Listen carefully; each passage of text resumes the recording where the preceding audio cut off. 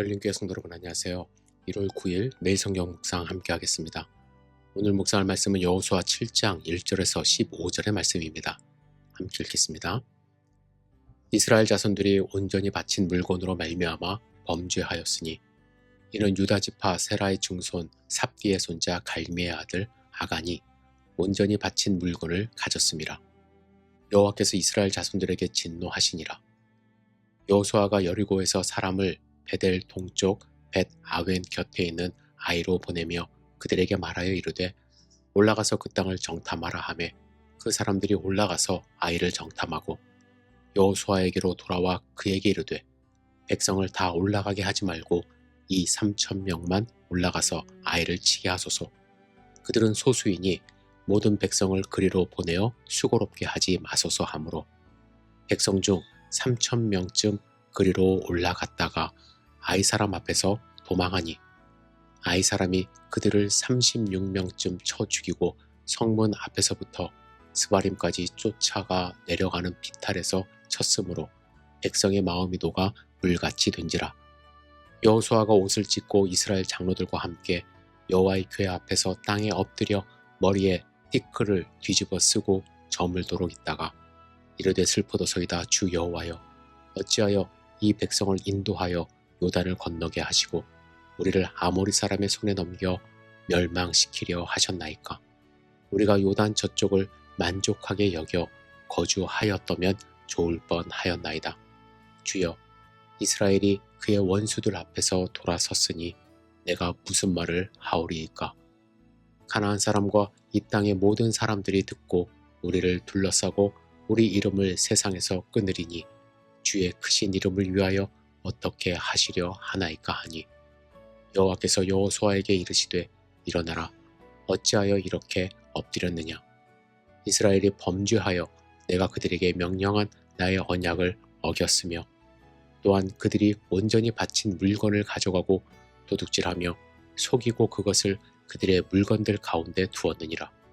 그러므로 이스라엘 자손들이 그들의 원수 앞에 능히 맞서지 못하고 그 앞에서 돌아선다니 이는 그들도 온전히 바친 것이 됨이라. 그 온전히 바친 물건을 너희 중에서 멸하지 아니하면 내가 다시는 너희와 함께 있지 아니하리라. 너는 일어나서 백성을 거룩하게 하여 이르기를 너희는 내일을 위하여 스스로 거룩하게 하라. 이스라엘의 하나님 여호와의 말씀에 이스라엘아 너희 가운데 온전히 바친 물건이 있나니 너희가 그 온전히 바친 물건을 너희 가운데서 제하기까지는 내 원수들 앞에 능히 맞서지 못하리라. 너희는 아침에 너희의 지파대로 가까이 나아오라. 여호와께 뽑히는 그 지파는 그 족속대로 가까이 나올 것이요 여호와께서 뽑히는 족속은 그 가족대로 가까이 나올 것이요 여호와께 뽑히는 그 가족은 그 남자들이 가까이 나올 것이며 온전히 바친 물건을 가진 자로 뽑힌 자를 불사르되 그와 그의 모든 소유를 그리하라. 이는 여호와의 언약을 어기고 이스라엘 가운데서 망령된 일을 행하였음이라 하셨다 하라. 아멘. 오늘 본문은 난공불락이었던 여리고 성을 정복했던 이스라엘 백성이 아이성 전투에서 혼비백산에서 도망하는 그러한 장면이 나옵니다. 이들이 아이성 전투에서 패한 원인을 저는 두 가지로 요약할 수 있다고 생각을 합니다. 첫째는 교만입니다. 아이성은 여리고에 비하여 너무 초라한 성이었습니다. 아이라는 뜻은 히브리어로 폐해, 잔해를 뜻합니다. 그리고 성 안에 있는 사람은 남녀를 합쳐서 12,000명쯤 되었다고 합니다. 여호수아는 여리고 성을 정복했을 때처럼 정탐꾼을 보냈습니다. 그 사람들이 돌아와서 하는 말이 3절에 있습니다. 여호수아에게 돌아와서 그에게 이르되 백성을 다 올라가게 하지 말고 이 3,000명만 올라가서 아이를 치게 하소서. 그들은 소수이니 모든 백성을 그리로 보내어 수고롭게 하지 마소서 하므로 기록되어 있습니다. 정탐한 사람의 보고는 어쩌면 객관적으로 옳은 말일 수도 있습니다. 그러나 이 장에서 여리고성을 정탐한 정탐꾼들과는 너무 다른 내용입니다. 이 장에서는 또 여호수아에게 이르되 진실로 여호와께서 그 온 땅을 우리 손에 주셨으므로 그 땅의 모든 주민이 우리 앞에서 간담이 녹더이다 하더라 이런 말을 했어요. 이 장에서는 여호와께서 어떻게 하셨는지를 정탐했습니다. 하나님의 일을 바라보면서 그들이 준비한 것이죠. 그러나 지금 7장에서는 하나님이 어떻게 하셨는지에 대한 보고가 전혀 들어가 있지 않습니다. 즉 정탐꾼들 이야기는 이제 이 전쟁은 우리가 할 수 있고 우리 힘으로 충분히 이길 수 있다는 생각을 하게 된 것이죠. 여러분, 교만은요, 하나님 없이도 살 수 있다고 생각하는 것입니다.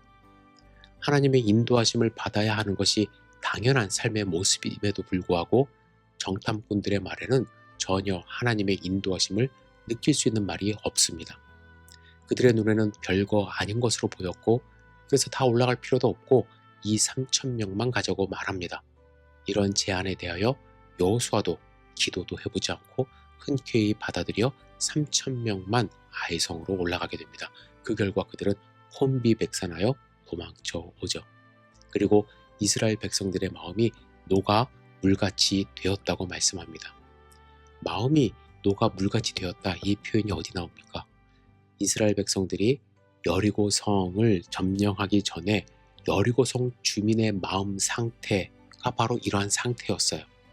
그런데 이제 아이성 전투에서 그들이 하나님의 백성이 아니라 하나님을 대적하는 백성이 된 것이에요. 여리고성 주민들처럼요. 그렇게 마음이 녹아버렸습니다. 여러분, 다시 한번 말씀드립니다. 교만은 하나님 없이도 살 수 있다고 생각하는 거예요. 하나님 없이도 할 수 있다는 교만은 하나님 앞에서 마음이 녹아 물같이 되는 큰 패배를 경험하게 됩니다. 두 번째로 그들에게 또 다른 문제가 생겼는데 아간의 범죄입니다. 아간의 범죄는 60만 명 중에 한 명이 잘못한 것이기 때문에 여러분들 별거 아니라고 생각할 수도 있어요. 그런데 하나님은 뭐라고 하셨냐면 아간의 범죄를 단순히 한 개인의 잘못이라 하지 않으셨어요. 11절에 보시면 이스라엘이 범죄하여 내가 그들에게 명령한 나의 언약을 어겼으며 또한 그들이 온전히 바친 물건을 가져가고 도둑질하며 속이고 그것을 그들의 물건들 가운데 두었다 말씀합니다. 하나님은 아간의 범죄를 개인의 일탈로 보지 않으시고 이스라엘 민족이 하나님께 범죄한 것으로 보셨습니다. 그러면 아간이 어떤 죄를 범했기 때문에 하나님이 이렇게까지 진노하셨을까요? 무엇보다도 하나님의 것을 구별하지 않았어요. 6, 7장에 보시면 온전히라는 단어가 유독 많이 나옵니다. 6장에 3번 나오고요. 7장에는 8번이나 나옵니다. 여기서 온전이라는 단어는 히브리어로 헤렘이라는 단어로 사용되었습니다. 제가 며칠 전에 이 단어에 대하여 말씀을 드렸는데요. 이를 직역하면 금지된, 구별된 물건이라는 뜻을 갖고 있습니다. 개역 성경에는 온전히라는 단어를 사용하지 않고 그냥 바친이라는 단어를 사용했지만 개역 개정으로 번역할 때 이 단어의 뜻이 하나님께 구별하여 절대로 건드려서는 안 되는 성물이라는 의미를 포함하여 온전히라는 부사를 여기에 첨가한 것입니다. 아간은 단순히 물건을 훔친 것이 아닙니다. 온전히 하나님의 것으로 구별된 것을 범한 것입니다. 절대로 넘지 말아야 할 선을 그는 넘어간 것이죠. 아간이 지은 죄의 과정을 보세요. 내일 우리가 묵상할 21절에 보면 3가지 동사가 연달아 등장해요. 보고, 탐내어, 가졌나이다. 여러분, 이 동사들은요, 창세기 3장에서 인류의 타락 이야기에 똑같이 나오는 동사들입니다. 창세기 3장 6절에 보시면 여자가 그 나무를 본즉 먹음직도 하고 보암직도 하고 지혜롭게 할 만큼 탐스럽기도 한 나무인지라 여자가 그 열매를 따 먹고 자기와 함께 있는 남편에게도 주매 그도 먹은지라. 여러분, 아담과 하와에게 일어났던 그 일이 지금 아간에게 일어난 것입니다. 아담과 하와의 범죄로 온 인류가 죄 가운데 빠졌듯이 아간의 범죄는 단순한 한 개인의 범죄가 아니라 이스라엘 백성 전체의 범죄가 된 것입니다. 뿐만 아니라 아간의 죄는요, 단순한 탐심으로 끝난 것이 아닙니다. 15절에 하나님이 이렇게 말씀하십니다. 이는 여호와의 언약을 어기고 이스라엘 가운데에서 망령된 일을 행하였음이라 하셨다 하라.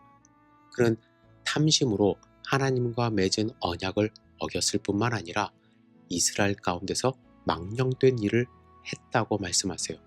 망령됐다라는 것은요, 헛된 일, 바보 같은 일, 해서는 안 된 일을 의미합니다.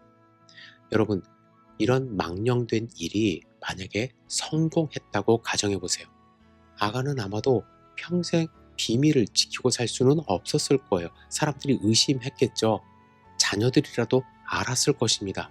그러면 만약에 자녀들이 아버지 아간을 보면서 어떤 생각을 가졌을까요? 아버지를 자랑스럽게 생각했을까요? 아니요. 하나님을 바보같이 생각했을 것입니다. 하나님이 있다는 생각을 자녀들은 하지 못할 거예요. 아버지가 이렇게 범죄를 저질러도 별다른 심판을 받지 않는구나. 그리고 만약에 이것이 소문이 나기 시작하면요, 모든 백성들은 하나님을 망령되이 일컫게 됩니다. 이런 이유들로 이스라엘 백성은 요단을 건넜고 여리고 성을 무너뜨리고 정복했지만 작은 성 아이에게 참패당했습니다. 우리도요, 살다 보면 큰 일에는 성공하는데 우리의 잘못으로, 잘못된 판단으로, 교만으로 작은 일에 실패하게 되는 경우가 많이 있습니다. 교만과 죄의 모습으로 실패를 경험할 수 있어요. 여러분, 이럴 때 우리가 어떻게 극복하는지가 저는 중요하다고 생각을 합니다. 무엇보다도 나의 교만과 죄를 주님 앞에 내려놓고 회개하며 다시는 그런 죄를 범하지 않기를 작정하고 하나님께 용서를 구해야만 할 것입니다. 여러분들은 하나님을 망령되이 일컫는 것은 아닌지요? 이것쯤이야 하면서 하나님의 것을 범하는 삶을 사는 것은 아닌지요? 내가 모든 것을 할 수 있다라는 착각으로 교만한 삶을 사는 것은 아닌지 스스로 돌아보며 하나님 앞에 나의 삶을 드리는 소중한 삶 사시기를 주님의 이름으로 축복합니다. 기도하겠습니다. 좋으신 아버지 하나님, 오늘 본문을 통해서 이스라엘 백성이 아이성에 패한 원인을 함께 생각해 보았습니다. 우리도 작은 것을 소홀히 여겨서 혹은 교만한 마음 때문에 하나님께 죄를 지으며 사는 것은 아닌지 스스로를 돌아볼 수 있도록 인도하여 주시옵소서. 하나님만 의지하는 백성 될 수 있도록 인도하여 주시고, 아무리 작은 것이라도 하나님의 것을 범하지 않는 소중한 삶 살 수 있도록 인도하여 주시옵소서. 예수님의 이름으로 기도드렸사옵나이다. 아멘.